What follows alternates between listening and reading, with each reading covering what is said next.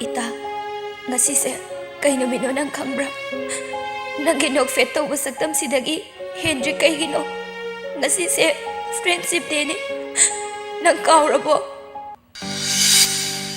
Ya, Ay ma, hingsabi khang na haiba. khang ni nang.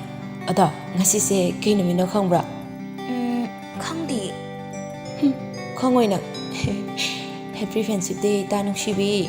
Aya, ita, ay di khang dudri. Same to you, ita nung sibi. Ada, mito amto shilaba. Kay gino. As, amto shilaba ne. Kay basi, ushilagi ba? Tu, amto yari. Aya, ita nung sibi ya. Yam bhajaye. Nang siyam nung siye. Aisu nang yam nungsiye. Sigi diary sida nungtigi banigi wari yuko. Aduga Friendship Day khudingi na amto aga pamina si koi ta nungsibi. Hoy, ita nung sibi. Ita nung sibi. Nang mga sige numit sida. Dari paminan si Airam dai ne. Tu, ay dari se putoke ba tu. Se, iba ni dari paminan si ba. Nang adam nok fet tawba saktam na dagi Henry ba kay gino. Sige numit sida natro. Nang na iba ni dari paminan si Airam ba tu ba.